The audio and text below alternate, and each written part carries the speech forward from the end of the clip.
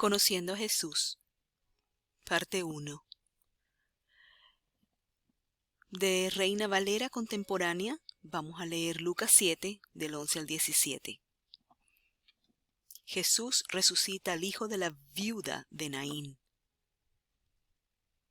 Después Jesús se dirigió a una ciudad llamada Naín. Lo acompañaron muchos de sus discípulos y una gran multitud. Cuando se acercó a la puerta de la ciudad, vio que llevaban a enterrar al hijo único de una viuda. Mucha gente de la ciudad acompañaba a la madre. Cuando el Señor la vio, se compadeció de ella y le dijo: «No llores». Luego se acercó al féretro y lo tocó, y los que lo llevaban se detuvieron. Entonces Jesús dijo: «Joven, a ti te digo, levántate». En ese momento, el que estaba muerto se incorporó y comenzó a hablar, y Jesús se lo entregó a su madre. El miedo se apoderó de todos, y unos alababan a Dios y decían: «Un gran profeta se ha levantado entre nosotros». Otros más decían: «Dios ha venido a ayudar a su pueblo». Y la fama de Jesús se difundió por toda Judea y por toda la región vecina.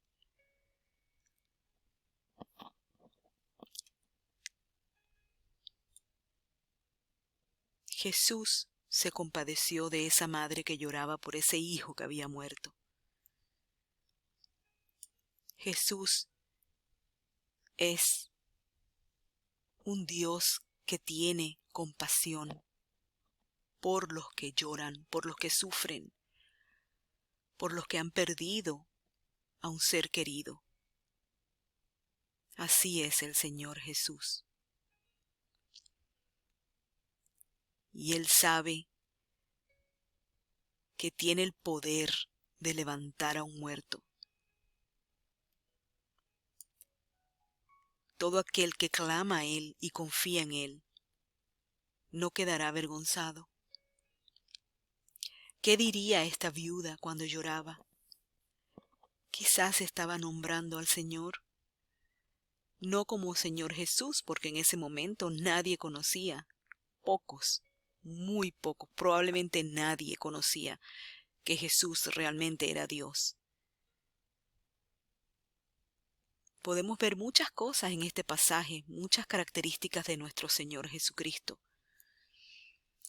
Definitivamente podemos entender que esta viuda debe haber sido la mujer más feliz de la tierra ese día, que vio volver a ver a su hijo vivo, que de la muerte fue levantado por este hombre.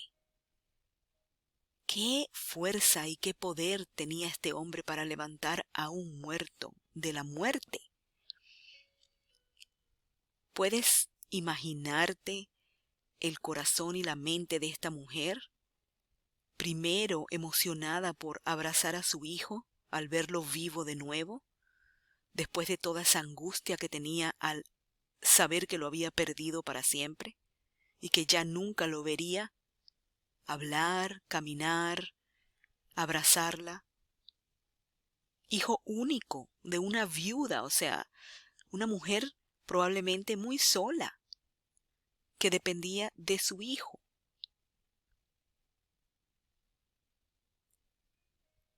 ¿Se imaginan cómo debe haber sido su pensamiento después de ya haber pasado la emoción de ver a su hijo vivo y ya Jesús no estar alrededor de ella y quizás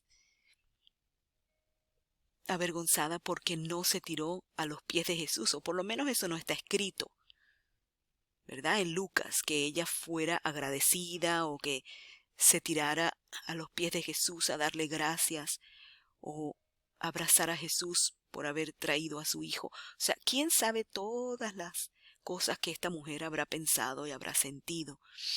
quizás después de tener a su hijo en la casa y ya haber pasado días de su levantamiento de la muerte por medio de Jesús, ella quedaría pensando, ¿dónde puedo encontrar a este hombre que me ayudó, que rescató de la muerte a mi hijo y me ayudó y consoló mi corazón y me dio la oportunidad de volver a ver a mi hijo vivo? ¿Dónde está este hombre? ¿Quién es este hombre? ¿Dónde puedo encontrarlo, verlo, tirarme a sus pies para darle las gracias?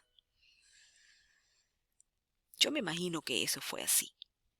Quizás ella fue una de aquellas discípulas que seguían a Jesús a todas partes y que le servía, porque así dice la palabra de Dios en otra porción de la Biblia, de los evangelios, que a Jesús le seguían un grupo de mujeres y le servían. Quizás era esta una de las que le cocinó después a Jesús para que él comiera platos deleitosos junto con sus discípulos. Definitivamente yo hubiera sido una de ellas si eso hubiera ocurrido en mi vida, en ese tiempo, en esa generación. Esto fue al comienzo del ministerio de Jesús. ¿Y cómo yo sé esto? Por la multitud que le seguía.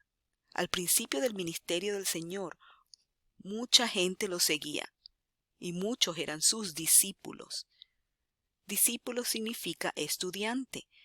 Jesús no paraba de enseñar lo más que podía a todos aquellos que seguían atrás de él.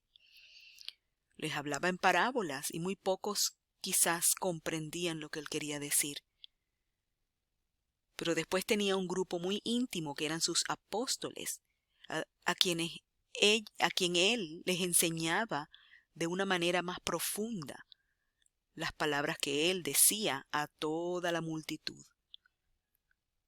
Y todavía su grupo más íntimo de 12 hombres no entendían muchas cosas que él quería decir. Probablemente Jesús en este tiempo tenía 30 años de edad. Y como es Dios y hombre a la vez, y como todo lo sabe, todo lo conoce, porque todo lo ha creado Él, cada historia, cada familia, cada corazón es conocida por Jesús. Él sabe quién es el malo, Él sabe quién es el bueno. Él sabe cómo sentimos en nuestros corazones y cuántas almas hay perdidas en el día de hoy y cuántas son salvas. Él es todopoderoso. Él es omnisciente, omnipotente y omnipresente. Todo lo conoce. Pero en su cuerpo de hombre en esa generación tuvo que limitar su poder para no aterrarnos, no aterrar a la gente, ya que habían muchos que todavía no podían entender quién era Él. Al igual que hoy, todavía hay muchos que no conocen el poder de Jesús. No conocen el poder de Jesús.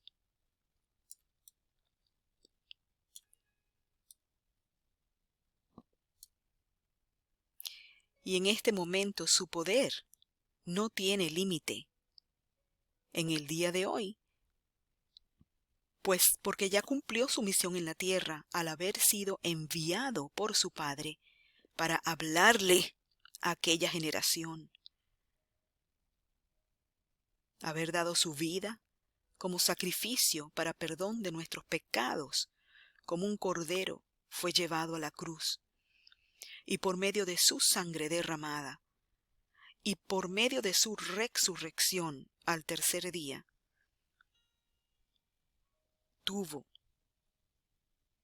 el privilegio de volver a sentarse en su trono de rey al lado derecho de su Padre, porque esa fue su misión, venir al mundo para hacer ese sacrificio, y que por los siglos de los siglos eso fuera todo lo que necesitáramos para el perdón de nuestros pecados, al reconocer quién es Él y al creer y confiar en Él y obedecer sus mandatos.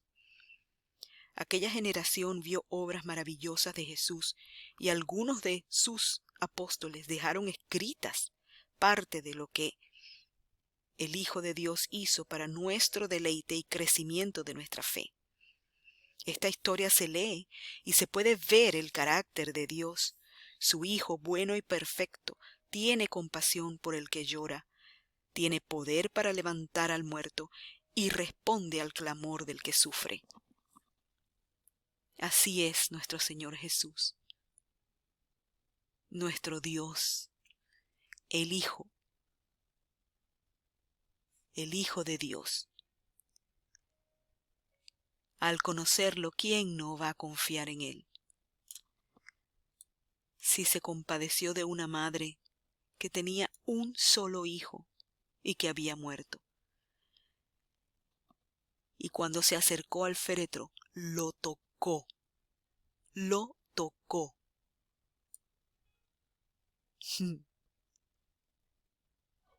y le habló y le dijo: joven, a ti te digo, levántate.